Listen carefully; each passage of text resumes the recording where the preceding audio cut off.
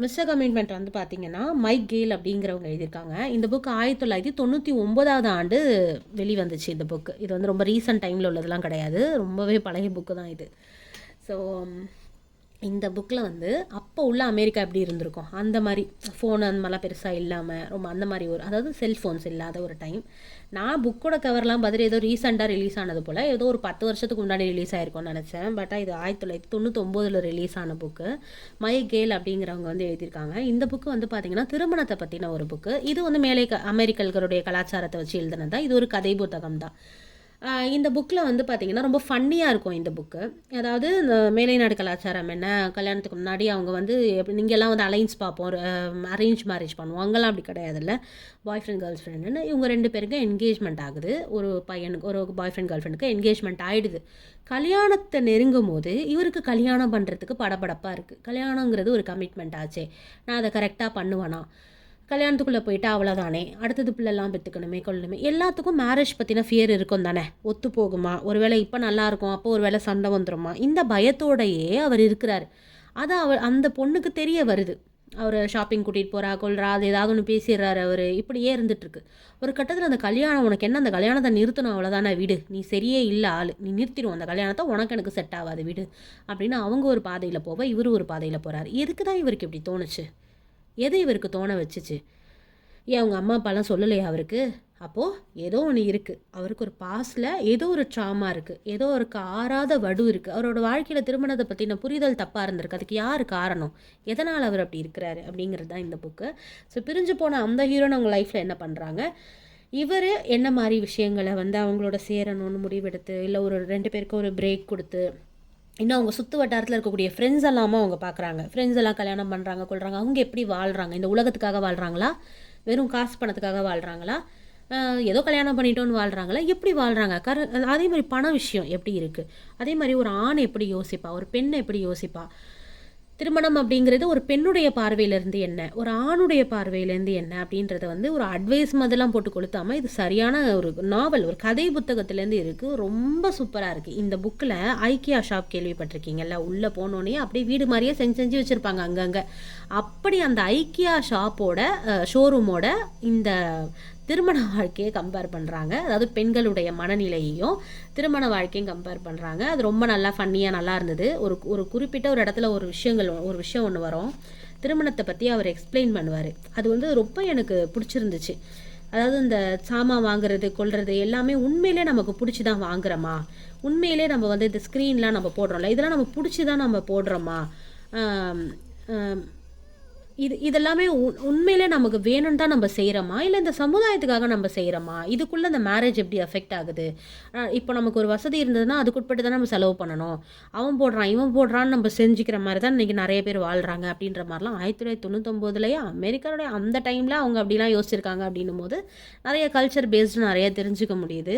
So அதுக்கப்புறம் அந்த 2 பேரும் வந்து சேர்றாங்களா, அதுக்கப்புறம் அவங்க 2 பேரும் பிரியிறாங்களா, இல்லை திருமணம் என்ன ஆச்சு, எப்படி கொண்டு போகிறாங்க, அந்த பிரிவு அவங்களுக்கு என்னத்தை சொல்லி கொடுத்துச்சு, என்ன மாதிரி டெசிஷன் எடுக்கிறாங்கங்கிறது தான் இந்த புக். இது வந்து நான் வந்து 2 வருஷத்துக்கு முன்னாடி பிக் பேட் உல்ஃப் சேலில் துபாயில் வாங்கின புக். இது கொஞ்சோன்னு ஒரு 10 பேஜ் படிச்சுட்டு வச்சுட்டேன் நான். அது அப்போ அந்த டைமில் உள்ளுக்கு போக முடியல. இப்போ இந்த வருஷம் என்ன பண்ணேன், இப்படி பாதியாக வச்ச புக்கெல்லாம் படித்து முடிச்சிருவோன்னு சொல்லிட்டு தான் அந்த எலனோர் எலிஃபெண்ட், அதுக்கப்புறம் எலனோர் எலிஃபெண்ட், அதுக்கப்புறம் இதெல்லாம் வந்து கொஞ்சம் கொஞ்சமாக படித்து முடிச்சிட்டேமேன்னு கம்ப்ளீட் பண்ண புக்கில் இதுவும் ஒன்று மிஸ்டர் கமிட்மெண்ட். ஸோ இதுவுமே புக் கிளப்பில் இல்லை, நானே இருக்க புக்குன்னு சொல்லி படித்து முடிச்சது. அடுத்ததாக நீர் அப்படிங்கிற இந்த புக்கு.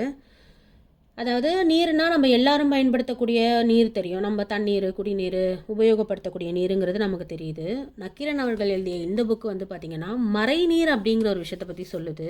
மறைநீர்னால் என்ன, மறைந்திருக்கக்கூடிய நீர் அது என்னன்னா, இப்போ ஒரு பொருளை விளைவிக்கிறோன்னு வச்சுக்கோங்களேன், ஒரு அரிசினா அதுக்கு நாம் என்ன செய்கிறோம், வயலில் வந்து உழுது அதை சரி பண்ணி மட்டப்படுத்தி அதுக்கப்புறம் அதனுடைய அந்த அரிசியெல்லாம் வச்சு அப்புறம் அதற்கான அந்த நாட்டு நட்டு அது தண்ணி எல்லாம் ஊற்றி மாறி மாறி அதில் வயலில் போட்டு அதை அறுவடை பண்ணி அதை வந்து தோலெல்லாம் நீக்கி இந்த மாதிரி விஷயங்கள் பண்ணி ஏற்றுமதி பண்ணி வருது இல்லையா ஒரு நாட்டுக்கு. அப்போ இதுக்கெல்லாம் தண்ணி தேவைப்படும்ல.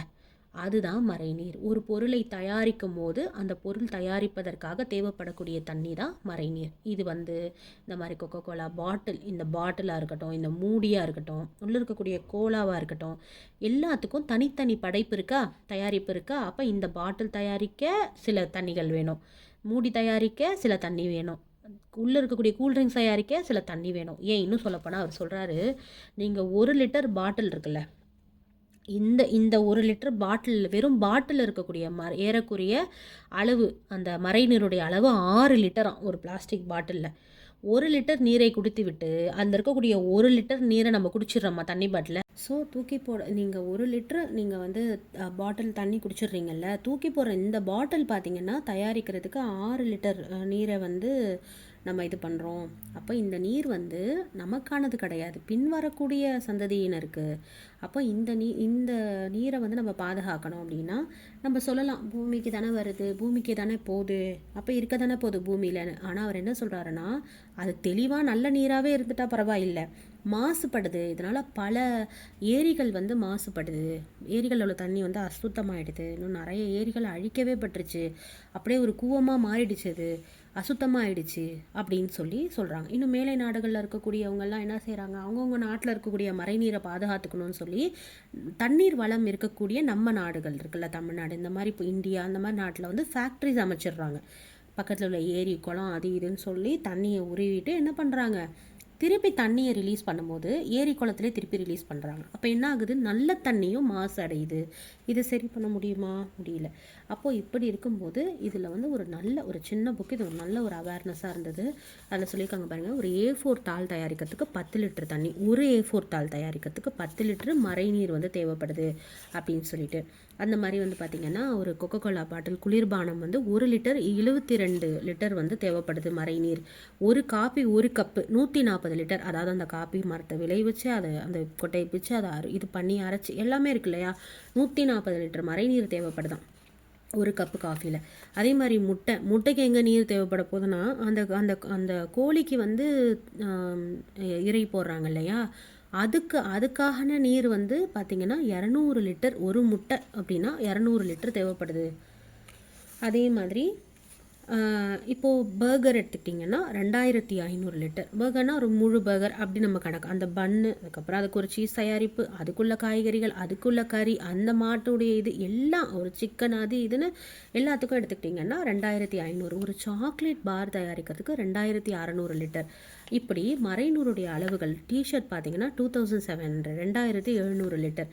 அதே மாதிரி இப்படி அவங்க ஒரு ஷூ பேர் பார்த்திங்கன்னா 16600 லிட்டர். ஒரு தோல் அப்படிங்கிறது 1 கி 16600 லிட்டர். கார் அப்படிங்கிறது 1.1 டன் 4 லட்சம் லிட்டர் தேவைப்படுது அப்படின்னு சொல்கிறாங்க. 40,000 4 லட்சம் லிட்டர் தேவைப்படுதுங்கிறாங்க. அப்போ இப்படி மறைநீர் அப்படிங்கிறது எந்த அளவுக்கு நமக்கே தெரியாமல் உபயோகப்படுத்திகிட்டு இருக்கோம். இந்த ஏற்றுமதி இறக்குமதி பற்றி சொல்லும் போது கூட என்ன சொல்கிறாங்கன்னா, ஒரு நாடு அப்படியே சும்மா ஒரு பொருளெல்லாம் ஏற்றுமதி இறக்குமதி பண்ணிடுங்கன்னு சொல்லிடாது. ஒரு நாட்டில் ஒரு சில விஷயங்களை நல்ல விதமாக விளைவிக்க முடியும்னா கூட, எங்கே நம்மளுடைய நாட்டில் இருக்கக்கூடிய மறைநீர் வீணாக போயிட போதோ, அது தண்ணி இல்லாமல் போயிட போதோங்கிறதுக்காகவே தான் நாட்டில் நல்லா விளைவிக்க முடியுங்கிற இருக்கக்கூடிய ஒரு பொருளை கூட இறக்குமதி செஞ்சுக்கிறாங்க. இறக்குமதி செஞ்சால் அவங்களுக்கு கம்மி தான் காசெல்லாம், ஆனால் அந்த நீரை அவங்க வந்து இழக்கக்கூடிய ஒரு நிலை இல்லை. அப்போ அந்த நாடு என்ன ஆகிடுது, நீரை பாதுகாக்கக்கூடிய ஒரு நிலை வந்துடுது. ஆனால் நம்மளுடைய இங்கே இருக்கக்கூடிய கொரியன் கம்பெனி கூட என்ன செய்கிறான், நம்ம நாட்டில் வந்து என்ன செஞ்சிடறான், அவன் வந்து ஃபேக்ட்ரியை கட்டி போட்டுடுறான். அப்போ நம்ம நாட்டில் என்ன செய்கிறோம், வர்த்தகத்திற்காக நாம் வந்து அந்த ஃபேக்ட்ரியை நம்ம கட்டுறதுக்கு அனுமதிச்சிடுறோம். அப்போ இதுக்குள்ளே இருக்கக்கூடிய பொலிட்டிக்ஸ் என்ன, பிஸ்னஸ் என்ன, இதனால் பாதிக்கப்பட போகிறது வரக்கூடிய சமுதாயம் தான் அப்படிங்கிறத இந்த புத்தகம் வந்து ஒரு ஸ்டார்டிங் ஸ்டேஜாக இருக்குது இந்த அவேர்னஸ்க்கு. இதை தொடர்ந்து நக்கீரன் அவர்கள் வந்து பார்த்திங்கன்னா நீரெழுத்து அப்படிங்கக்கூடிய ஒரு புத்தகம் வந்து எழுதியிருக்காரு.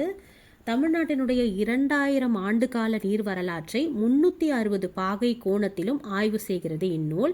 நீரின் அரசியல், அறிவியல், பண்பாடு, நீராண்மை, நீர்நிலைகள் முதலியவற்றை பற்றி எளிய மக்களுக்கு முழுமையாக தெரிந்து கொள்ள இதைவிட சிறந்த ஆவணம் தமிழில் வேறில்லை. சிறந்த நூலுக்கான விகடன் விருது இந்த நீர் எழுத்து அப்படிங்கிற இந்த புக்கு வந்து வென்றிருக்கிறது. அப்போ இந்த புக்கையுமே நக்கீரன் அவங்க வந்து எழுதியிருக்கிறாங்க. இந்த புக்கு வந்து என்கிட்ட இருக்குது, நான் இன்னும் படிக்க ஆரம்பிக்கல. இந்த புக்குமே பார்த்திங்கன்னா இதை பற்றி எனக்கு எதுவுமே தெரியல. ஏன்னா நான் வந்து ஒரு பெரிய இந்த மாதிரி ஒரு புக் ரீட் பண்ணேன்னா ஒரு சின்ன புக் ரீட் பண்ணுங்கிறது என்னுடைய ஒரு மோட்டிவ். ஸோ நான் வந்து அந்த மாதிரி குட்டி குட்டி புக்ஸ் சூஸ் பண்ணி வச்சுருக்கேன் பாருங்களேன், படித்து முடிச்சிருப்பேன். ஸோ அப்படி தான் நான் வந்து இந்த புக்கு வந்து நான் எடுத்து வச்சுருந்தேன். அப்படி படிக்கும்போது எனக்கு ரொம்ப கஷ்டமாயிடுச்சு, இவ்வளோ நாள் நம்ம படிக்காமல் போயிட்டோமே. அப்போது இந்த மாதிரி நீர் எழுதி என்கிட்ட இருக்கு இல்லையா, அதுதான் அடுத்தது இன்ஷால்லா கண்டிப்பாக எடுத்து படிக்கணும் அப்படின்னு சொல்லி வச்சுருக்கேன். ஸோ இந்த வருஷத்தில் இந்த புக்குமே நான் வந்து இப்போ ரீசெண்டாக முடித்தேன். அடுத்ததாக வந்து பார்த்திங்கன்னா the silent enemy understanding depression, Siddharth Majumdar அப்படிங்கிற ஒரு பையன் வந்து இந்த புக்கை எழுதியிருக்காரு. இவர் வந்து இந்த புக்கை எழுதும்போது 18 வயசு. அவருடைய ஓனான அனுபவத்திலிருந்து அவருடைய ஃப்ரெண்ட்ஸ் சர்க்கிள்லாம் பார்க்கும்போது டீனேஜ் மத்தியில் இந்த டிப்ரெஷன் அப்படிங்கிறது எப்படி இருக்குது அப்படிங்கிறது தான். ரொம்ப சின்ன ஒரு குறுகிய ஒரு புத்தகம் தான், ஆனால் சூப்பரான சில விஷயங்களை சொல்லியிருக்காரு. இன்றைக்குள்ள காலகட்டத்தில் சின்ன பிள்ளைங்க, அதாவது டீனேஜர்ஸ்குள்ளே இருக்கக்கூடிய டிப்ரெஷன் எப்படி இருக்குது, அது என்ன வகைப்படும், எதனால் அவங்க டிப்ரெஸ்ட் ஆகுறாங்க. அடுத்தது டிப்ரெஷனோடனே நமக்கு ஆட்டோமேட்டிக்காக ஞாபகம் வருது என்னது, டீனேஜர்ஸ்க்கு மத்தியில் ஏற்படக்கூடிய திடீர் மரணம். இந்த மரணம் ஏன் ஏற்படுது, எதனால், இந்த சொசைட்டியோட ப்ரெஷர்னாலையா, இன்னும் அவர்கள் என்ன மாதிரி விஷயங்கள்லாம் ஆள்படுத்தப்படுறாங்க. ஒன்று. ரெண்டாவது நமக்கு ஞாபகம் வருது சூசைடல் தாட்ஸ் வந்து டீனேஜர்ஸ்க்கு ரொம்ப ஜாஸ்தியாக இருக்குது. அவங்களுக்கு எந்த மாதிரியான டிப்ரெஷன் இருக்குது, பேரண்ட்ஸுடைய பங்களிப்பு என்ன, சமுதாயத்தினுடைய பங்களிப்பு என்ன, அவங்களுக்கு அவங்களுடைய லைஃப்பில் எதை நோக்கி போகணுன்னு நம்ம சொல்லணும். லோ செல்ஃப் எஸ்டீம், அவங்களுக்கு வந்து தாழ்வு மனப்பான்மை ஜாஸ்தியாக இருக்குது. அதை உருவாக்குறது ஒரு வகையில் வந்து நம்மளை சுற்றி இருக்கிறவங்க தான். அப்போ பேரண்ட்ஸாக இருந்து நம்ம அவங்கள செக் பண்ணுறோம் இல்லையா, அப்போ எப்படியான விஷயங்களை அவங்களுக்கு நம்ம எடுத்து சொல்லணுங்கிறது எல்லாமே இந்த புக்கில் வந்து இருக்குது. அதே மாதிரி இங்கே வந்து பார்த்திங்கன்னா யூ ஹாவ் அ புவர் பாடி இமேஜ்னு ஒரு சமுதாயம் நம்மளை பார்த்து சொல்லுது. உங்களுக்கு வந்து அதே மாதிரி நீ வந்து மிஸ்டேக்ஸ் பண்ணனா நீ அதை கடந்து வான்னு சொல்லணும். அதே வந்து நெகட்டிவாக நீ நினைக்காத பாசிட்டிவாக மாற்றுன்னு சொல்லணும். அதே மாதிரி ஹெல்த் பற்றி ஓவராக பாடி பற்றின ஒரு கன்சர்ன் இருந்துகிட்டே இருக்கும். நான் அப்படி இருக்கேன், இப்படி இருக்கேன், என் கூட இருக்கவா அப்படி இருக்கா, அவளுக்கு நிறைய முடி இருக்குது, அவள் இந்த கலரில் இருக்கா, அவள் பயங்கரமாக இருக்கா, அவள் அழகாக இருக்கா, இந்த மாதிரி எண்ண ஓட்டங்களை மாற்றிக்கிட்டே வரணும். அவங்கக்கிட்ட நம்ம பேசணும். ஆனால் இன்றைக்கி டீனேஜர்ஸ்னு ஒரு பேர் வந்துருச்சுன்னு சொன்னால் அவங்கள நம்மள்டேருந்து ஒதுக்கிடுறோம். வயசு பிள்ளை அப்படின்னு ஒதுக்கிடுறோம். இப்போ இந்தியன் கல்ச்சரில் அது ஆக்சுவலி ரொம்ப கம்மி தான். ஏன்னா வந்து இந்தியன் கல்ச்சர் என்னென்னா, நம்ம கல்யாணம் முடிகிற வரைக்குமே நம்ம அம்மாக்கள் போட்டு நம்மளை அடிச்சு தான் இருப்பாங்க, நம்மளை வந்து கடிச்சிட்டே தான் இருப்பாங்க. பட் அது மாறிக்கிட்டு வருது. இன்றைக்கி ஒரு செல்ஃபோன் வந்துருச்சு, இன்றைக்கி பிள்ளைங்க என்ன பண்ணுறாங்கன்னு தெரியல, இன்றைக்கி ரொம்ப எல்லாம் ஒரு ஃப்ரீடம் கொடுக்குறோம். அப்படி கிடையாது. அவங்களோட சேர்ந்து நாம் பேசணும். எவ்ரி இன்ச் நம்மளுக்கு வந்து அவங்கள பற்றி தெரியணும். இன்றைக்கி இந்த வேர்ட் யூஸ் பண்ணுறாங்க, நாளைக்கு வேறு டோன் மாற்றுறாங்க, அவங்களோட ட்ரெஸ்ஸிங் சென்ஸ் எப்படி இருக்குது, கண்டித்து தான் ரொம்ப கண்டிப்பாக வளர்க்கணும், எல்லாம் கண்டிக்க வேண்டியதான். ஆனால் அவங்களுக்கு சில விஷயங்களை அந்த வயசில் மாற்றுறாங்கன்னா நம்ம நல்லா கண்கூடாக பார்த்து அவங்களுக்கு வந்து நம்ம எடுத்து சொல்லணும். சரிங்களா? அதே மாதிரி அவங்களுக்கு தைரியம் கொடுக்கணும். இன்னும் டீனேஜ் பாய்ஸ் அண்ட் கேர்ள்ஸ்க்கு அந்த பாய்ஸுடைய டிப்ரெஷன் எப்படி இருக்கும், கேர்ளுடைய டிப்ரெஷன் எப்படி இருக்கும் அப்படிங்கிறதையும் இதில் சொல்கிறாங்க. பொண்ணுங்களை விட பசங்களுக்கு வந்து டிப்ரெஷன் ஜாஸ்தியாக இருக்குன்னு சொல்கிறாங்க. இன்னும் இந்த வயதில் வந்து இந்த லவ் கிவன்லாம் வேறு வரும், அதை வச்சு வேற நிறைய பிரச்சனைகள் வரும். அதை எப்படி கையாளுறது, எப்படி கொண்டு போகிறதுங்கிறதையும் நாம் வந்து பார்க்கணும் அப்படிங்கிறத பிரித்து சொல்லியிருக்கிறாரு. சூசைடல் தாட்ஸ் எப்படி எதிர்கொள்கிறது, அதை பற்றி பிள்ளைங்கள்ட்ட எடுத்து பேசுகிறது, எதுவுமே நமக்கு டக்குன்னு மாறணுங்கிற அவசியம் கிடையாது, சூசைடு வந்து ஒரு தீர்வு கிடையாதுன்றத மாதிரி எடுத்து சொல்கிறது எல்லாமே. அதே மாதிரி இந்த புக் வந்து பார்த்திங்கன்னா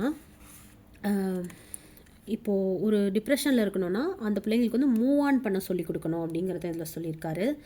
நீ வந்து உன்னை கவனிச்சுக்கோ, அதே மாதிரி வந்து நீ ஃபஸ்ட்டு உன்னை நினச்சி நீ சந்தோஷப்படு, நல்ல மக்களோட உன்னை நீ சுற்றி வச்சுக்கோ, அதே மாதிரி இன்னொருத்தவங்களை நீ வந்து மன்னிச்சிரு, இன்னொருத்தவங்களை நீ மன்னிக்கக்கூடிய மக்களாக இரு, அதே மாதிரி உனக்கு உள்ளே என்ன வாய்ஸ் கேட்குதோ அதை பாசிட்டிவாக மாற்று, அதே மாதிரி ஒருத்தவங்களை நினச்சி ஒரு நெகட்டிவாக நினைக்கிறது, தப்பாக நினைக்கிறதெல்லாம் விட்டுரு, அந்த மாதிரி உன்னோட மிஸ்டேக்ஸ்லேருந்து நீ லேர்ன் பண்ணு. அந்த மாதிரிலாம் நம்ம வந்து பிள்ளைங்களுக்கு வந்து என்ன செய்யணும், நீ டைம் கொடுக்கணும், எஜுகேஷன் ப்ரெஷர் கொடுக்கக்கூடாது, அவங்களுக்கு வந்து ஒரு சிறந்த ஒரு நல்ல ஒரு அமைதியான சூழல் ஏற்படுத்தி கொடுக்கணுன்ட்டு இதில் வந்து மைண்ட்ஃபுல்னஸ் அண்ட் மெடிடேஷன் பற்றி சொல்லியிருக்காரு. ஆனால் நம்ம என்ன சொல்லலாம், பிள்ளைங்களுக்கு அழகான முறையை மார்க்கத்தை எடுத்து சொல்லலாம், தொழுகையை வந்து ஸ்ட்ரிக்ட் பண்ணாமல் அவங்களுக்கு அதை அன்பாக அவங்களுக்கு அதை வந்து கரெக்டாக செய்யக்கூடிய ஒரு விஷயமா அவங்களுக்கு நம்ம ஆக்கலாம். டெய்லி குரான் ஓதுறது. நம்மளோட சமுதாயத்தில் என்னென்னா குரான் ஓதிக்கிட்டு முடிச்சிட்டாங்க அப்படின்னா அவ்வளோதான், அந்த குரான் ஓதுனது வந்து அன்னைக்கு முடிஞ்சிருச்சு, அவ்வளோதான். அதுக்கப்புறம் இப்போ அவங்க எடுத்து ஓத மாட்டாங்க. ஏன்னா குரான் முடிக்க போகிறோம், முடிச்சிட்டாங்கன்னு பேர் வச்சிடறோம். குரானுங்கிறது முடிக்கிறது கிடையாது, திரும்ப திரும்ப ஓதுறது தான். அப்போ அந்த வார்த்தையை சொல்கிறத நம்ம நிறுத்திடணும். டெய்லி இவ்வளோ டைம் ஆயிடுச்சா நீ எடுத்து ஓது, அப்படின்னு சொல்லணும். குரான் வந்து முடிக்கிறது கிடையாது. ஒரு தடவையாவது ஃபுல்லாக ஃபஸ்ட்டு முடிச்சிருக்கணும்ல, இருக்கலாம். ஆனால் முடிச்சிட்டா அப்புறம் என்ன, அது என்ன முடிக்கிறது, திரும்ப திரும்ப ஓதுறது தான் குரானு. ஸோ அவங்களுக்கு நம்மளே வந்து அதை சொல்லி கொடுத்துட்றோம். அதே மாதிரி அவங்களுடைய நல்ல பண்புகளெல்லாம் அவங்களுக்கு நம்ம அடிக்கடி எடுத்து சொல்கிறது, நல்ல நல்ல குணாதிசயங்கள் எடுத்து வைக்கிறது. அப்போ இந்த புக்கை வெறுமனே ஒரு டீனேஜருக்கு மட்டும் நம்ம சொல்லலை, அடல்ட்டை நம்ம ஃபஸ்ட்டு படிக்கணும். நமக்கே நிறைய ஐடியாஸ் கிடைக்கிது இந்த புக்கு நினச்சி. ஏன்னா இன்றைக்கி வெறும் வயசு பிள்ளைங்க மட்டும் அப்படி இல்லை, பெற்றவங்களும் சில டிப்ரெஷன்ஸ்குள்ளே தான் இருக்கிறாங்க. அதையுமே இந்த புக்கு ரொம்பவே அழகாக வடிவமைச்சிருக்கிறாங்க. இந்த புக்கை வந்து சித்தார்த் மஜும்தார் அப்படிங்கிறவங்க வந்து வடிவமைச்சிருக்காரு. ரொம்ப குட்டியான இந்த புக்கு வந்து பார்த்திங்கன்னா நல்ல நிறைய மெசேஜஸ் கொண்டு இருக்குது. ஸோ இந்த புக்குமே நான் வந்து இந்த வருஷத்தில் வந்து எக்ஸ்ட்ராவாக படித்தது தான், என்கிட்ட இருந்த ஒரு புக்காக எடுத்து நான் படித்தது தான். அடுத்ததாக ஒரு நொடி பொறிகள் அப்படின்னு சொல்லிட்டு இந்த புக்கு வந்து பார்த்திங்கன்னா ஒரு ரொம்ப இன்ட்ரெஸ்டிங்காக உலகை புரட்டிய சில கண்டுபிடிப்புகள் பற்றின கதைகள் தான். இந்த புக்குடைய ஆரம்பத்தில் ஒரு 3-4 பேஜுக்கு பார்த்திங்கன்னா, நீங்கள் வந்து பயங்கரமான ஒரு சயின்டிஸ்ட்டு, நீங்கள் வந்து நினைக்கிறீங்க உங்களால் எதுவுமே முடியாதுன்னு நினைக்கிறீங்க, நீங்கள் ஒரு நிமிஷம் நீங்கள் ஒரு விஷயத்தை கண்டுபிடிக்கணும்னு அலட்சியம் செய்கிறீங்கன்னா அது வேறு கண்டுபிடிப்பாக மாறிடும். அலட்சியம் செஞ்சீங்கன்னா அந்த கண்டுபிடிப்பே கண்டுபிடிக்காமல் போயிடுவீங்க. ஸோ ஒரு சின்ன ஐடியா, ஒரு பொறி தட்டினா கூட உலகையே புரட்டி போடக்கூடிய ஒரு நொடி பொறிகள் வந்து நம்ம மைண்டில் இருக்குது. அப்படி தான் சில கண்டுபிடிப்புகள் வந்து கண்டுபிடிக்கப்பட்டுச்சுன்னு சொல்லிட்டு, நீராவி மிஷினாக இருக்கட்டும், தண்ணீர் வந்து எடுக்கக்கூடிய போர் அந்த இதாக இருக்கட்டும், அதே மாதிரி வந்து பார்த்திங்கன்னா அந்த பருத்தி கொட்டை இருக்குல்ல, அந்த பஞ்சை வந்து அந்த கொட்டையிலேருந்து வெளியாக்குறது வந்து கையிலே பண்ணிக்கிட்டு இருந்தாங்களாம் கஷ்டப்பட்டு. அதை வந்து ஒரு நொடி பொழுதில் ஒரு ஐடியா வச்சு வந்து அந்த மிஷின் வந்து கண்டுபிடிக்கப்பட்டதுன்னு சொன்னதாக இருக்கட்டும். 1970களில் 60களில் அந்த 1960 சாரி 1600 வருஷங்கள்லாம் 1700வது வருஷங்கள்லாம் எப்படி கண்டுபிடிச்சாங்க, அதெல்லாம் வந்து ரொம்ப அழகாக அந்த கதையோட வந்து சொல்லியிருக்காங்க. அந்த மிஷினுக்கு எப்படி பேர் வச்சாங்க அதெல்லாம் வந்து ரொம்ப நல்லா இருந்தது. ஒரு பெண்ணின் பேரில் வந்து இயந்திரமாக இருக்கட்டும், அது என்னது, அதுக்கப்புறம் அதுக்கு காப்பிரைட்லாம் அவங்களால எடுக்க முடியல, அதுக்குள்ளே காப்பி அடிச்சிட்டாங்க, ஏன்னா இது மாதிரிலாம் வந்து பண்ணுறாரு, வேலை வாய்ப்பு இதாவது அப்படி இப்படின்னு சொல்லிட்டு பிரச்சனை, அதிலலாம் வந்து நிறைய சிக்கலுக்கு உள்ளாகிறாங்க. ஸோ இந்த மஸ்லின் துணின்னு சொல்லுவாங்கள்ல, அந்த துணி வந்து எப்படி ரொம்ப பெரிய மதிப்பு பெற்றுச்சு அப்படிங்கிறது, அப்புறம் ஆலைகள், இந்த ஆலைகள்லாம் உருவாக்கக்கூடிய விஷயங்களில் குட்டி குட்டியாக இருக்கக்கூடிய டீட்டெயில்ஸ்னு சொல்லிட்டு ரொம்ப இன்ட்ரெஸ்டிங்காக இருந்தது. நிறைய அந்த மோட்டர் அது இதுன்னு வச்சு இருக்கிறதுனால அது நமக்கு ரொம்ப புரிதலுக்கு கொஞ்சம் கஷ்டமாக இருந்தது. பட் ரொம்ப அடிப்படையாக ரொம்ப நல்லா இருக்குது. இதெல்லாம் யோசிச்சு டக்குன்னு அப்படி யோசிச்சதா, அதை ஒரு நிமிஷம் அப்படி அலட்சியமாக இருந்துட்டு போயிருந்தால் அந்த கண்டுபிடிப்பு வந்திருக்காதே அப்படின்னு சொல்லிட்டு, அந்த மாதிரி எண்ணெய் இல்லாத விளக்கா எப்படி சாத்தியம் அப்படின்னு சொல்லிட்டு அந்த எண்ணெய் இல்லாமல் உள்ள அந்த விளக்கை பற்றினா அது எப்படி வந்துச்சு அப்படிங்கிற மாதிரிலாம். அதே மாதிரி இப்படி ஒன்று ஒன்றா நம்ம வந்து இந்த புக்கில், ரொம்ப குட்டி புக்கு தான் இதனுடைய கண்டுபிடிப்புகள்லாம், ரொம்ப இன்ட்ரெஸ்டிங்கான ரொம்ப நாலேஜபிளான ஒரு விஷயம். பிள்ளைங்களுக்கு இப்போ சயின்ஸ் எக்ஸிபிஷன்லாம் வருதுன்னா ஏதாவது ஒன்று பண்ணணும்னா இதில் இருக்கக்கூடிய ஒரு விஷயத்த முற்காலத்தில் இப்படி தான் அது கண்டுபிடிக்கப்பட்டுச்சு அப்படி வச்சு தான் நமக்கு இப்போ உள்ள ரீசெண்டான மிஷின்ஸ்லாம் வந்ததுன்னு கூட பழைய காலத்து இந்த மிஷினுடைய மாடல்ஸ் இதில் கொடுத்துருக்காங்க. அதை பார்த்து கூட நம்ம அதை செஞ்சு வச்சு அந்த ஹிஸ்ட்ரியை சொல்லி கூட இப்போ உள்ள மிஷின் இப்போ எப்படி இருக்குன்றதை சொல்லி வச்சோம்னா ரொம்பவே சூப்பராக இருக்கும். ஸோ இந்த புக்கு வந்து ஒரு நொடி பொறிகள் அப்படின்னு சொல்லிட்டு டாக்டர் மா லெனின் அவங்க எழுதியிருக்காங்க. இந்த புக்குமே ரொம்ப இன்ட்ரெஸ்டிங்காக இருக்குது. ஸோ இந்த ஒவ்வொரு கண்டுபிடிக்க ஒரு க்ரியேட்டிவிட்டிக்கு பின்னாடி வந்து அல்லா தான் இருக்கிறான், அவனுடைய அறிவு தான் அந்த மக்களுக்கெல்லாம் போட்டிருக்கான். அப்படி ஒரு மனிதனுடைய அறிவே இப்படி விற்கிதுன்னா அப்போ அந்த உலகத்தில் இருக்கக்கூடிய அத்தனை அவ்வளோ விஷயங்கள் பாருங்களேன். இப்போ 1700வது வருஷங்கள் 600வது வருஷங்கள் அதை கண்டுபிடிச்சிருக்காங்கன்னா அப்போ பெரிய ஒரு மாற்றங்கள் இல்லை. ஆனால் அதுக்கு முன்னாடி இருக்கக்கூடிய வருஷங்களும் இருந்தது, வளர்ச்சிகள் இருந்துகிட்டே தான் இருக்குது. நம்மளும் வாழ்ந்துட்டு போவோம், நார்மலாக வாழ்ந்துட்டு போவோம் அப்படின்னு இல்லாமல் ஒவ்வொரு கண்டுபிடிப்பும் இருந்திருக்கு. அந்த கண்டுபிடிப்பு அற்புதமாக இருந்திருக்கு, அது வளர்ச்சியை கொடுத்துருக்கு, விஞ்ஞான வளர்ச்சி கொடுத்துருக்கு, டெக்னாலஜி வளர்ந்துருக்கு. இதுக்கு எல்லாம் பின்னாடி மனிதர்கள் இருக்கக்கூடிய அறிவுன்னு பிரம்மாண்டப்படுறமே, இந்த அறிவுக்கெல்லாம் பிரமிக்கக்கூடிய ஒரு அறிவு தானே இறைவனுடைய அறிவு, அவனுடைய வல்லமை தானே. அதெல்லாம் நினைக்கும் போது ரொம்ப நல்லா வியப்பாக இருந்தது எனக்கு. அதுதான் நான் ஒரு விஷயமா அந்த புக்கெல்லாம் படிக்கும்போது நினச்சிக்கிறது. ஸோ இந்த புக்கு வந்து ரொம்ப இன்ட்ரெஸ்டிங்காக இருந்தது. இதுவுமே நான் வந்து படித்து முடித்தேன். அடுத்ததாக நானே புக் கிளப்லலாம் எதுவுமே சேர்க்காமல் தனியாக எடுத்து படித்த புக்கில் வந்து how to be a writer by Ruskin Bond, ரொம்ப சூப்பரான ஒரு புக்கு. ஸோ அந்த புக்கு வந்து நான் தேடி போய் தான் வாங்கினேன். ஹவு டு பி அ ரைட்டர்னால் எப்படி இருக்கணும், என்ன மாதிரி பண்ணணும் அப்படின்ட்டு. ஸோ இந்த புக்கில் வந்து பார்த்திங்கன்னா அந்த புக்கோட டிசைனர் யாருன்னு கூட போட்டிருந்தாரு, குறிப்பிட்டிருந்தாரு. இந்த புக்கு இப்படி தீம் பேஸில் கொண்டு போகலாம், நல்லாயிருக்கும், இன்ட்ரெஸ்டிங்காக இருக்கும். யங் ரைட்டர்ஸ், சின்ன பிள்ளைங்க புக்கு எழுதணுன்னா கூட ரொம்ப இன்ட்ரெஸ்டிங்காக இருப்பாங்க. பெரியவங்களுக்கும் இது ஒரு நல்ல டிப்ஸாக இருக்கும்ட்டு ஒரு கடகடன் படிக்கக்கூடிய ஒரு மணி நேரம், ஒரு 2 மணி நேரத்தில் படித்து முடிக்கக்கூடிய ஒரு புக்கு தான் வச்சுக்கோங்களேன். ரொம்ப இன்ட்ரெஸ்டிங்காக, ரொம்ப நிறைய இன்ஃபர்மேஷன் இல்லை, ரொம்ப பேசிக் இன்ஃபர்மேஷன். அதாவது ஒரு ரைட்டர்னால் எப்போவுமே தனிமையில் தான் இருப்பாங்க, அவங்க எங்கேயோ மலைக்கு போயிடுவாங்க, எங்கேயோ போயிடுவாங்க அப்படின்னு சொல்லுவாங்க. அதெல்லாம் உண்மை கிடையாது. எங்கள் வீட்டில் என்னோட சேர்த்து 12 பேர். அவர் சொல்கிறாரு, எப்போவுமே சத்தம் இருந்துகிட்டே தான் இருக்கும். எல்லா வேலையும் முடிச்சு எல்லாரோடையும் இருந்துட்டு எனக்குன்னு தனிமையான நேரமும் நான் தேர்ந்தெடுத்துக்குவேன். அந்த டைமில் நான் எழுதுவேன். ஆனால் நான் ரைட்டருக்கு தனிமை கண்டிப்பாக இருக்கணும்னு சொல்ல மாட்டேன், இருக்கவே இருக்காதுன்னு சொல்ல மாட்டேன். நம்மளே அமைச்சிக்கணும். நான் வந்து ஒரு நாளைக்கு அட்லீஸ்ட் ஒரு 2 மணி நேரமாவது எழுத முடியுதான்னு நான் பார்ப்பேன். எழுதுறதுக்கு முன்னாடி முதல்ல பேனா நோட்டை கையில் வச்சுட்டு உட்காந்துக்காம அதை நான் என்னோட மனசில் நான் ஏற்றுக்குவேன். ஏற்றிட்டு அதுக்கப்புறம் தான் நான் எழுதுவேன் அப்படின்னு. இப்போ நீங்கள் ஒரு கதையெல்லாம் எழுதணும், ஒரு சிறார்கள் கதை, தத்துவ கதைகள்லாம் எழுதணும்னு நினைக்கிறீங்கன்னா, உங்களுக்கு எப்படி ஆரம்பிக்கிறதுன்னு ஐடியா இல்லைன்னா, நீங்கள் மாரல் ஸ்டோரிஸ்லாம் எழுத விரும்புகிறீங்கன்னா இந்த புக்கு வாங்கி படிங்க. இவர் வந்து எப்படி ஒரு கதையை வந்து கொண்டு போகிறதுன்னு கூட அழகாக சொல்லியிருக்காரு, சிம்பிளாக. அதே மாதிரி ஒரு கதை வந்து ஒரு புக்கு எழுதுறீங்கன்னா, நீங்கள் ரொம்ப நம்ம இந்த வார்த்தை யூஸ் பண்ணணும், அந்த வார்த்தை யூஸ் பண்ணலாம் கஷ்டப்படுத்தாதீங்க. ஃப்ளோவாக, நேச்சுரலாக விடுங்க. உங்களுக்கு என்ன வார்த்தை உபயோகப்படுத்தோ அந்த வார்த்தை.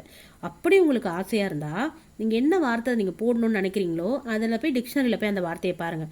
எக்கச்சக்க வார்த்தை இருக்கும், வேணால் அதை எடுத்து ஒன்று யூஸ் பண்ணிக்கோங்க, சிம்பிளாக இருக்கும் அப்படின்னு சொல்லி கொடுப்பாரு. ஸோ இது உங்களுடைய எழுத்தினுடைய வொக்காபுலரியை காட்டணும், அது காட்டணும், இதை காட்டணும்லாம் நீங்கள் எழுதாதீங்க. உங்கள் மனசுலேருந்து எழுதுங்க. உங்களோட புக்கை நீங்கள் வெறுத்தீங்கன்னா அந்த புக்கு ஃபெயிலு. உங்கள் புக்கை படிக்க உங்களுக்கு ஆசையாக இருக்கணும், அப்போ தான் அந்த புக்கு வந்து சக்ஸஸ்ஃபுல் அப்படின்னு சொல்கிறாரு. அந்த மாதிரி எடுத்தோடனே நான் ஒரு புக் எழுத போகிறேன் அப்படின்னு எழுதினாலும் ஓகே தான். நீங்கள் சும்மா ஒரு ஜேர்னல் எழுதினாலும் ஓகே தான். அதாவது இன்றைக்கி ஒரு விஷயம் இருக்குன்னா, இன்றைக்கி என்ன நடந்ததுங்கிறத உட்காந்து எழுதுங்க. அதை இன்ட்ரெஸ்டிங்காக எழுதுங்க, நேச்சுரலாக எழுதுங்க, எப்படி இருக்கோ அப்படியே எழுதுங்க. அப்படி எழுதி பழகுங்க. எல்லாம் உங்களுக்கு வேண்டியது ஒரு கீபோர்டோ இல்லை ஒரு நோட்டு பேனாவோ இல்லை ஒரு டைப்ரைட்டரோ தான். அதை நீங்கள் வச்சுட்டு நீங்கள் எழுத போகிறோங்கிற இன்டென்ஷனில் உட்காருங்க, அதுவே போதும். டெய்லி இவ்வளோ டைமுன்னு நீங்கள் ஸ்பெண்ட் பண்ணிக்கோங்க அப்படின்னு சொல்கிறாரு. அந்த மாதிரி இன்னும் நிறைய டிப்ஸ் எல்லாம் அதில் இருந்தது. நீங்கள் எழுத ஆரம்பிக்கணும், அதுக்கான சூழலை ரெடி பண்ணணும், அதுக்கப்புறம் நீங்கள் எப்படி எழுதணும், உங்களுக்கு என்ன தேவை, அப்புறம் உங்களுக்கு எப்படியான பப்ளிஷர்ஸ் வேணும். ஒன்றும் நீங்கள் புக் எழுதி முடிச்சோன்னா நாங்கள் பப்ளிஷ் பண்ணுறோம்னு ஒன்றும் எல்லாம் வந்து உட்காந்துட மாட்டாங்க. நல்ல நல்ல புக்கை பப்ளிஷ் பண்ணுறதுக்கான சில பப்ளிஷர்ஸ்லாம் எங்கே இருக்காங்கன்னே தெரியாது. நம்ம போய் கேட்கணும், நம்ம போய் அலையணும், அப்போ அவங்களுக்கு பப்ளிஷ் பண்ணுவாங்க. அதே மாதிரி வந்து அந்த பப்ளிஷ் பண்ணும்போது நானே என் சொந்த காசை போட்டு நான் எல்லாத்துக்கும் புக்கு பப்ளிஷ் பண்ணிக்கிறேன், நானே பிரிண்ட் அடிக்கிறேன்லாம் போனீங்கன்னா உங்களுக்கு தோல்வி தான் ஆகும். அந்த மாதிரிலாம் பண்ணாதீங்கன்ற டிப்ஸ்லாம் இதில் கொடுத்துருந்தாரு. ஸோ அதே மாதிரி நீங்கள் எழுத்துக்கான கிரிட்டிசிசமையும் நீங்கள் வர வைக்கணும். கிரிட்டிசிசம் பண்ண தான் செய்வாங்க, நல்லதாக இருந்தால் எடுத்துக்கோங்க, இல்லைனா விட்டுருங்க. ஒரு ரைட்டர்னால் கிரிட்டிசிசம் வரத்தான் செய்யும் அப்படிங்கிறதையும் சொல்கிறாரு. So how to be a writer by Ruskin Bond ரொம்ப யூஸ்ஃபுல்லான ஒரு புக்காக இருந்தது. ஸோ இதுவுமே பார்த்தீங்கன்னா இந்த வருஷத்தில் நான் இந்த 12 மாதத்தில் ஒரு புக்காக நான் படித்தது. I want to die but I want to eat tteokbokki அப்படின்னு பேக் சாஹி அப்படிங்கிறவங்க எழுதியிருக்காங்க. இந்த புக்கு வந்து பார்த்திங்கன்னா ரொம்ப ஒரு ஈஸி ரீடு தான், சரிங்களா. நேற்று நான் முந்தா நாள் எடுத்தேன், இந்த புக்கு வந்து படித்து முடிச்சிட்டேன். ரொம்ப ஈஸியான ஒரு ரீடு. இந்த ஆத்தருடைய உண்மையான அவங்களுடைய வாழ்க்கையில் நடந்த விஷயத்தை தான் இவங்க சொல்கிறாங்க. இந்த ஆத்தருக்கு வந்து ஒரு நோய் இருக்கும், அதாவது இவங்களுக்கு ஒரு நோய் இருக்கும். என்னென்னா இவங்க ரொம்ப டிப்ரெஷன்லேயே இருப்பாங்க. இவங்க எப்போவுமே ஒரு டிப்ரெஷன்லேயே இருப்பாங்க. சின்ன பிள்ளையிலேருந்தே அவங்கள சுற்றி எல்லாமே இருந்தாலும், ஃப்ரெண்ட்ஸ் இருந்தாலும், ஃபேமிலி இருந்தாலும் ஏதோ ஒரு டிப்ரெஷனில் இருக்கிற மாதிரியே இருப்பாங்க. நம்மளாம் நிறைய பேர் அப்படி இருப்போம், போய் கஷ்டத்தை தேடி வாங்கிப்போம், ஏன் கஷ்டம்னே நமக்கு தெரியாது. அப்படி இருக்கிறவங்களுக்கு இது ஒரு நோயாகவே மாறிடுச்சு. அப்படி இருக்கக்கூடியவங்க வந்து ஒரு கட்டத்தில் வந்து அவங்க லைஃப்பை எப்படி பார்த்தாங்க, அவங்க வந்து ஒரு தெரப்பி போகிறாங்க, ஒரு கவுன்சிலிங் போகிறாங்க. அந்த சைக்கியாட்ரிஸ்ட்டுக்கும் இவங்களுக்குமான ஒரு கான்வர்சேஷனாக தான் இந்த புக்கு இருக்குது. இந்த புக்கை நிறைய பேர் படிச்சுட்டு ரொம்ப நல்லா இருக்குது. அதாவது இந்த புக்கை படித்தோன்னே உங்களுக்கு ஆன்சைட்டி இல்லை டிப்ரெஷன் போய்டும்னு நான் சொல்லலை. இந்த புக்கு வந்து படிச்சிங்கன்னா ஆமாம் நானும் அப்படி தான் நினச்சிட்ருக்கேன் அப்படின்னு உங்களுக்கு தோணும். ஆமாம் நானும் இப்படி தானே இருக்கேன், தேவையே இல்லையே அப்படின்னு உங்களுக்கு தோணும். அப்படி கனெக்ட் ஆகிற ஒரு புக்கு. அப்போது இது தேவை இல்லை அப்படிங்கிறதும், லைஃப்பை நீங்கள் எப்படி எடுத்துக்கணுங்கிறதையும் இந்த புக்கில் வந்து கண்டிப்பாக சொல்லியிருப்பாங்க. இது வந்து பார்த்திங்கன்னா ஒரு பேராகிராஃபாக நடந்தது சொல்லாமல் அவங்களுக்கும் அவங்க சைக்கியாட்ரிஸ்ட்டுக்கும் உள்ள கான்வர்சேஷனாகவே இந்த புக் இருக்கும். ஸோ ரொம்ப நல்லாயிருக்கும். இதில் வந்து உங்களை நீங்கள் எப்படி பார்க்கணும், நீங்கள் உங்களோட பாடியில் நீங்கள் ஃபஸ்ட்டு உங்களை நேசிங்க, நீங்கள் முதல் சாட்டிஸ்ஃபை ஆகுங்க. எல்லாருக்கும் ஒரு விஷயம் பிடிச்சிருக்கும், அதையே பண்ணிட்டு இருக்காதீங்க. உங்களுக்கு ஒரு விஷயம் பிடிக்கும், அதை செய்யுங்க. உங்களை நீங்கள் ஃபஸ்ட் ப்ரையாரிட்டி கொடுங்க அப்படிங்கிற மாதிரிலாம் இருக்கும். போய் நெகட்டிவிட்டியை போய் தேடி தேடி நம்ம அதில் ஈர்ப்படைச்சிக்குவோம். அந்த மாதிரி இல்லாமல் எல்லாமே கஷ்டமாக தான் இருக்கணுங்கிற அவசியம் கிடையாது, எல்லாத்துலேயுமே எல்லாமே சந்தோஷமாக இருக்கணுங்கிற அவசியமும் கிடையாது அப்படிங்கிற மாதிரி இந்த புக்கு வந்து இருக்கும். இது ஒரு கான்வர்சேஷன் பேஸாக இருக்கிறதுனால நிறைய விஷயம் இருக்கிறதுலாம் நிறைய ஒன்று ஒன்று குறிப்பிட்டு சொல்ல முடியல. அதாவது இந்த புக்கு படித்தவங்க சில பேர் வந்து இது சொல்லியிருக்கிறது இதில் போட்டிருக்காங்க. அதை பற்றி சொல்லும்போது, நாம் மட்டும் தான் இந்த மாதிரி வாழ்வோம்னு நினச்சோம், ஆனால் மற்றவங்களும் இந்த மாதிரி வாழ்கிறாங்களான்னு தோணுது அப்படின்னு சொல்லி 6 ஆஃப் பேஜஸ் அப்படிங்கிறவங்க வந்து படித்தது அவங்களுடைய ரிவ்யூன்னு சொல்லிட்டு இதில் போட்டிருக்காங்க. அது மாதிரி தான் இருக்கும். அதாவது நமக்கு மட்டும் தான் இப்படி நினச்சோம், இப்படி இருக்கா மற்றவங்களுக்குன்னு சொல்லிட்டு. ஆனால் இது நம்ம வந்து ஒரு விளையாட்டாக எடுத்துக்கிட்டு ஆமாம்மா நம்மள மாதிரி அவங்களும் சோகமாக இருக்காங்க, நம்மளும் சோகமாக இருப்போம் அப்படின்றதுக்கு இல்லை இந்த புக்கு. இது வந்து உங்களுக்கு ஒரு தோல்வியை தான் கொடுக்கும், சரிங்களா? இது வந்து ஒரு இன்னும் ஒரு குழப்பத்தை தான் கொடுக்கும். இன்னும் சொல்லப்போனால் மக்தூப் இட்ஸ் ரிட்டன், அல்லாஹ் வந்து ஒரு விஷயத்தை நமக்கு எழுதிட்டான் அப்படின்னா விதியில் உள்ளதான் நடக்கும்னு வச்சுக்கோங்களேன். கவலையை போய் ஈர்த்துக்கிறதுல என்ன இருக்குது? நமக்கு கவலைப்பட வேண்டியதான், கஷ்டப்பட வேண்டியதான். சும்மா சோகப்பட்டுக்கிட்டே இருந்தால் என்ன தான் இருக்குது? அப்போ லைஃப்பில் நமக்கு அல்லாஹ் கொடுத்த அருள்லாம் நம்ம கண்ணுக்கு தெரியாமல் போயிடும். இப்படியே நம்ம சோகத்தையே ஈர்த்துக்கிட்டு இருந்தோம்னா. அதுதான் இந்த புக்கில் மீண்டும் மீண்டும் எனக்கு இந்த பர்சனை பற்றி சொல்லணும்னு தோணுச்சு. இந்த ஆத்தருடைய ரியலான ஒரு கதை. இது வந்து கொரியனில் தான் வந்து வெளியிடப்பட்ட புக்கு. இது வந்து இன்றைக்குமே ஒரு புக் ஷாப் போனீங்கன்னா மேலே இருக்கக்கூடிய ஒரு புக்கு. அவ்வளோ பெஸ்ட் செல்லிங்கான ஒரு புக் இது.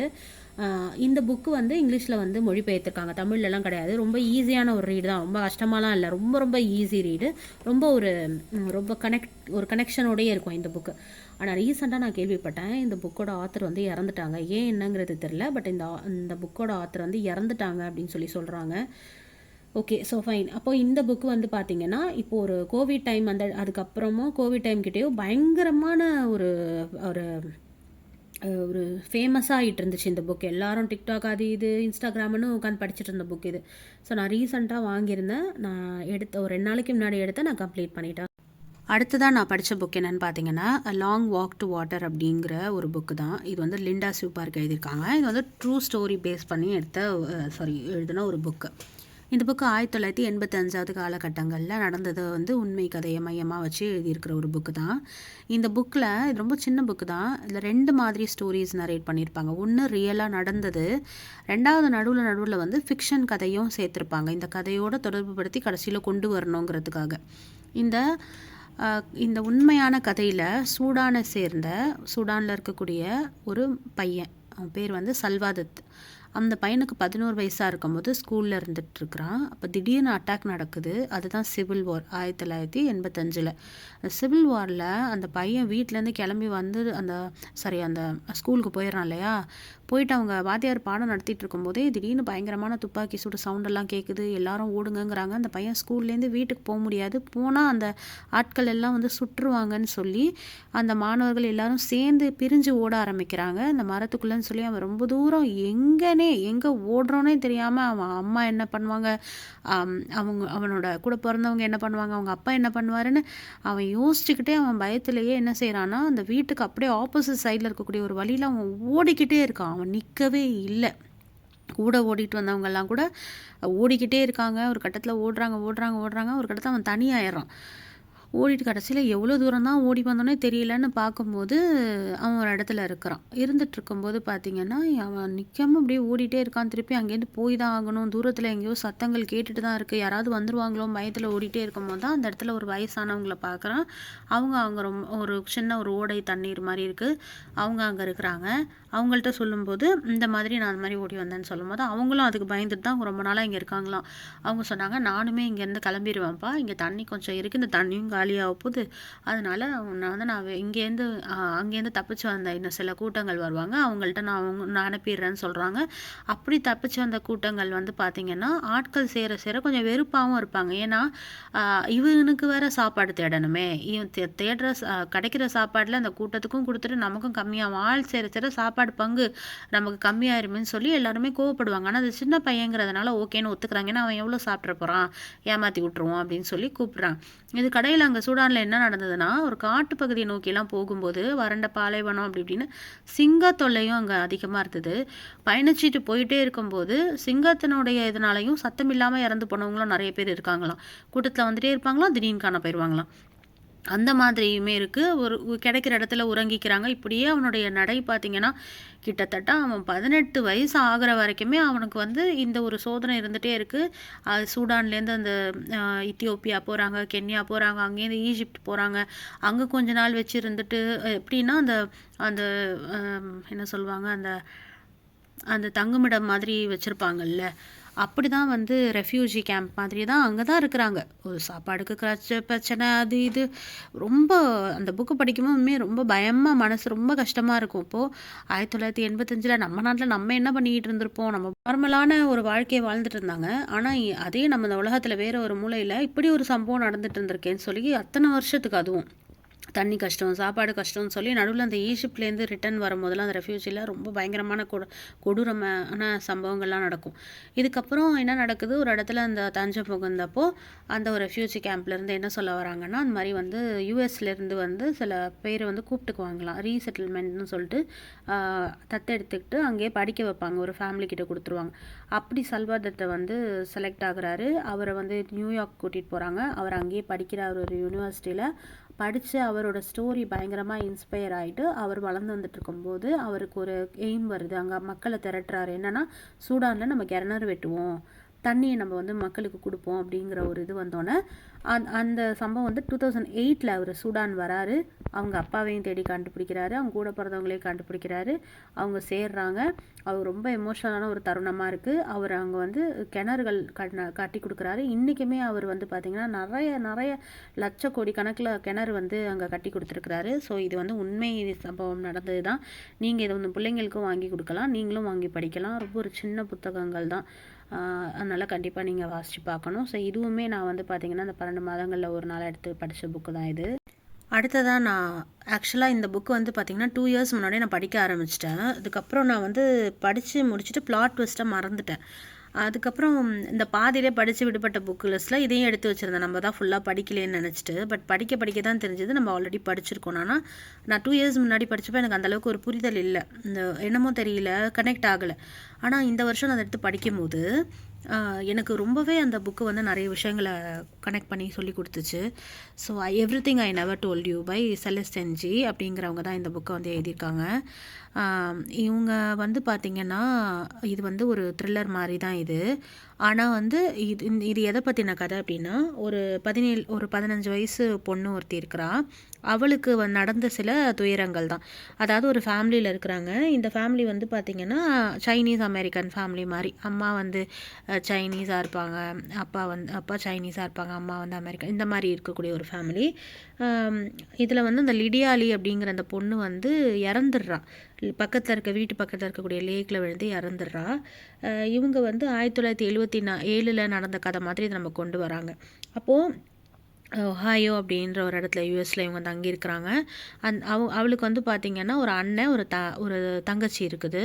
இவள் ஒரு மிடில் சைல்டாக இருக்கிறா. அப்போது ஒரு ஃபேமிலியில் இந்த மாதிரி ஒரு அதாவது சைனீஸ் அமெரிக்கன் அம்மா இப்படி ஒரு கலப்பாக ஒரு பிள்ளை பிறந்துச்சுன்னா அவங்க வந்து முழுசாக அமெரிக்கனாக இருக்க மாட்டாங்க. அப்போ ரேசிசம் பயங்கரமாக இருந்திருக்கு தானே.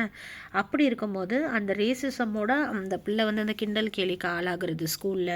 அதே மாதிரி வந்து தனக்கு வந்து நம்ம நிறைவேறாத கனவுகள் இருந்துட்டு இருந்த தருணங்களில் நிறைய பேரண்ட்ஸே பிள்ளைங்க கிட்ட அந்தளவுக்கு பேச மாட்டாங்க. அப்படி இருக்கக்கூடிய சூழலில் வந்து பிள்ளைங்க எப்படி அஃபெக்ட் ஆகுறாங்க, லோன்லினஸ்னால அவங்க எடுக்கக்கூடிய டெசிஷன் என்ன, பேரண்டல் எக்ஸ்பெக்டேஷன்ஸை பிள்ளைங்க மேலே ஓவராக போடும்போது பிள்ளைங்களுக்கு என்ன நடக்குதுங்கிற மாதிரியான விஷயங்கள்லாம் ரொம்ப அழகாக இதில் வந்து நம்ம தெரிஞ்சுக்கலாம். இது வந்து ஒரு நான் ஃபிக்ஷன் கதையினூடாக தான் இது போகும். ரொம்ப சூப்பராக இருக்கும். இது ஹஸ்பண்ட் அண்ட் ஒய்ஃப்குள்ளே இருக்கக்கூடிய ரிலேஷன்ஷிப்பையும் எப்படி மாற்றுது, அதே மாதிரி பிள்ளைங்க கிட்ட இருக்கக்கூடிய எக்ஸ்பெக்டேஷன்ஸ் எப்படி இருக்குது, பிள்ளைங்க கிட்ட எப்படி பேசணும், டீனேஜ் பிள்ளைங்களை எப்படி டீல் பண்ணணும், அடுத்தடுத்தது வளர்ந்து ஒரு பிள்ளை வரும், சின்ன பிள்ளை, அது எப்படி பாதிக்குது, எதனால் இந்த பொண்ணு வந்து இறந்துச்சு, எப்படி இறந்துச்சு அப்படிங்கிறது தான் இந்த த்ரூ அவுட் த ஸ்டோரி நமக்கு ரொம்பவே ஒரு எமோஷ்னலாக இருக்கும். எல்லாரும் கண்டிப்பாக வாங்கி படிக்க வேண்டிய ஒரு புக் இது. தமிழில் கிடையாது, இங்கிலீஷில் இருக்குது. கண்டிப்பாக நீங்கள் வாங்கி படிங்க. Everything I never told you by Celeste சிங். அதே மாதிரி இந்த புக்கு வந்து பார்த்திங்கன்னா ஒரு ஒரு பேரண்டல் விஷயத்தையும் நமக்கு சொல்லிக் கொடுக்குது. டீனேஜர்ஸ் எப்படி டீல் பண்ணோம் அப்படிங்கிறதையும் கண்டிப்பாக நமக்கு சொல்லிக் கொடுக்குது. இதை தேடி போக போக ஒரு டெத் அப்படிங்கிறது உங்கள் ஃபேமிலியில் என்னென்ன மாதிரி விஷயங்களை கொண்டு வந்துச்சு. அப்போது அந்த அந்த ஃபேமிலியில் சில சீக்ரெட்ஸும் வெளியாகுது. யார் யார் என்ன சீக்ரெட்ஸோடு இருந்திருக்கிறாங்க அப்படிங்கிறதையும் வெளியாகக்கூடியதாக இருக்குது. அப்போது இந்த புக் வந்து பார்த்திங்கன்னா எனக்கு ரொம்ப பிடிச்ச என்னோடய ஃபேவரட்டான ஒரு ரீடுன்னு சொல்லலாம். இதுவுமே நான் வந்து அந்த 12 monthஸில் படித்த ஒரு புக்.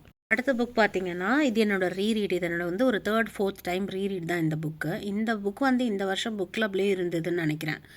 இல்லை திருப்பி நான் ரீரீட் பண்ணணும்னு எனக்கு தெரில. பட் இந்த புக்குமே வந்து பார்த்திங்கன்னா நான் இந்த வருஷம் ரீரீட் பண்ணியிருந்தேன். இந்த புக்கில் வந்து இது வந்து இஸ்லாமிக் புக். இந்த புக்கை வந்து நான் ஒரு மாமியார் வந்து எப்படி நடந்துக்கணும் ஒரு மருமகள்கிட்ட அப்படின்னும் இருக்குது. ஒரு மருமகள் மாமியார்கிட்ட எப்படி நடந்துக்கணும் அப்படிங்கிறதும் இருக்குது. ஒரு ஆஃப்டர் மேரேஜ் அப்படின்னும் போது ஒரு மாமியார் அப்படின்னாலே ஒரு தப்பான விஷயங்கள் தான் அவங்க பண்ணுவாங்க, அவங்க ரொம்ப வந்து கொடுமைப்படுத்துவாங்கங்கிற மாதிரி மனநிலை இருக்குது. ஆனால் அப்படி இருக்கக்கூடிய மாமியாராக நீங்கள் இருக்க வேணான்னா நீங்கள் என்ன பண்ணணும் அப்படின்னு நமக்கான ஒரு அட்வைஸாகவும் இருக்குது.